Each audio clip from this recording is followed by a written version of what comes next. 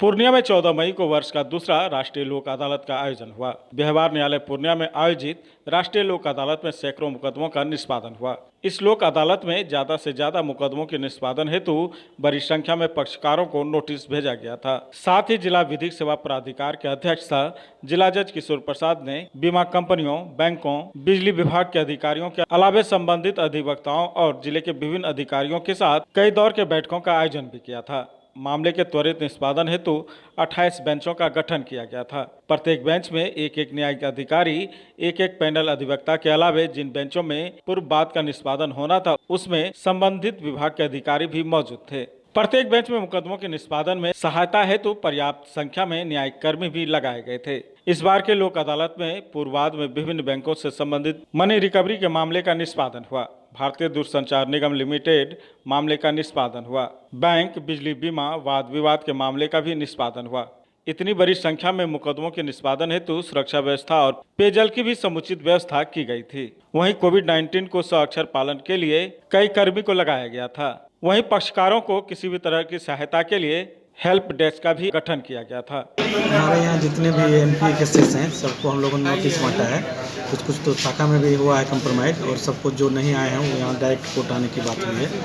तो जितने भी एनपीए अकाउंट सबको नोटिस गया है। तो जो सब आएंगे अगर उसमें जितना अगर हो सकता है जितना मैक्सिमम कंप्रोमाइज हम लोग करने का कोशिश करेंगे। सुलह का जो रास्ता होगा वो क्या जी होगा? सुलह का वो कस्टमर को देखेंगे उनका क्या स्टेटस है।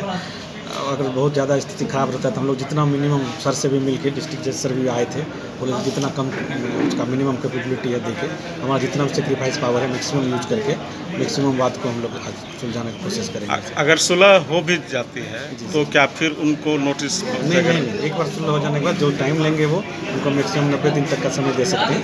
90 दिन के अंदर वो पूरा पैसा देकर उनको नोटिस दे दिया जाता है। अगर उसमें नहीं कर पाएंगे उसके बाद तब फिर उनको फिर नोटिस भेजा जाएगा, उनको खबर किया जाएगा कि आपका समय एक्सपायर हो रहा है, फिर से आके जल्दी से फिर से नया वो करवाएंगे। हमारे यहाँ जो छोटे लोन हैं खास करके गरीब तबका का, उस पर विशेष मतलब ध्यान देंगे। किस तरह से समाधान होगा?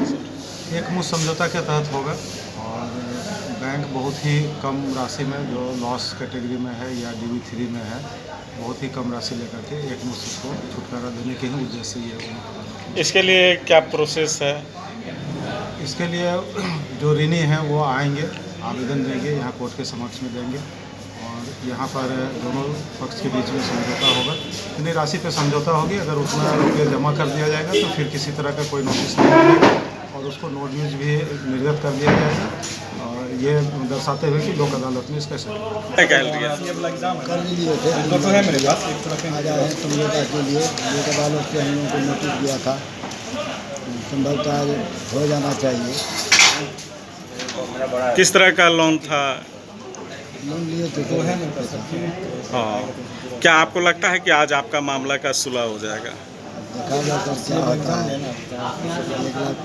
1,65,000 जी देखिए, ये लोक अदालत लोगों की सेवा करने के लिए लगाई गई है, जो आज पूरे देश में लगा गया है। यहाँ पे लगभग सभी तरह के मामलों की निपटारा हो रही है, चाहे वो बिजली हो जाए, चाहे बैंक हो जाए, इंश्योरेंस हो जाए, जमीन विभाग का हो जाए, जितने विभाग हैं सभी विभागों का अलग अलग टेबल लगा हुआ है।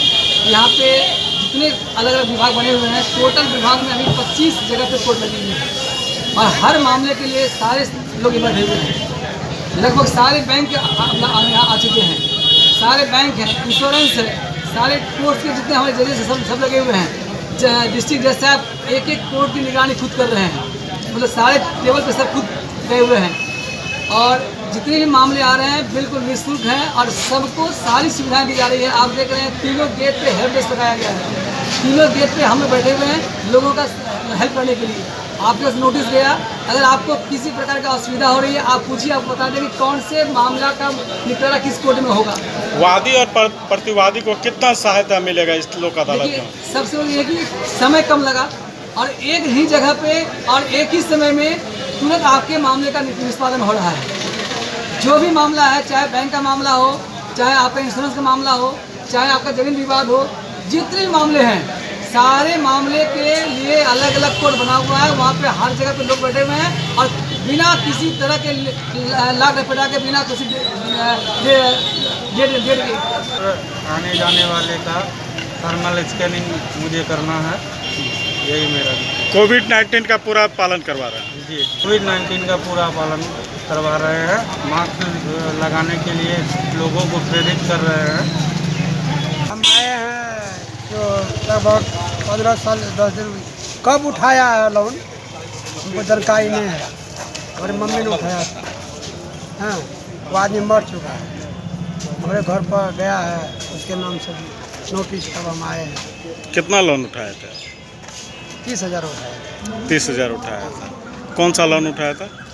ये भी हमको किसान वाला। किसान वाला किसान KCC। अब जो लोन लिया था वो है कि नहीं? नहीं, वो दोनों आदमी मर गया है, जिंदा है नहीं। हमको पता नहीं था कि किस टाइम में लोन लिया, क्या किया नहीं किया। तो आज जो लोक अदालत है तो इन सारी मामलों को आप रखेंगे? हाँ। रखेंगे। जो पैसा लिया था वो खर्चा कर दिया, वो मर गया, उसके नाम से अब जमीन है नहीं कि से हम कुछ करेंगे। था कि ऐसे फर्जी फंसाया कि आप बिजली बाईपास लेते हैं, तो उसके बाद क्या हुआ? फाइन मारा, नोटिस आया घर पे, तो बिल जमा किए। जो आरोप आपको लगाया गया था वो सही था या निराधार था? वो गलत। इसी के मामले में आपने कोर्ट में अपील किया था, तो सरकार कोर्ट क्या कहे? कुछ नहीं बोले, अभी बोला कि फाइन जमा करो। फाइन जमा करने के बाद फिर कुछ समय के बाद जो है ना फिर लोग अदालत नोटिस आया, फिर जमा होने आया। क्या लगता है कि आज मामले का निष्पादन हो जाएगा? हो जाना चाहिए।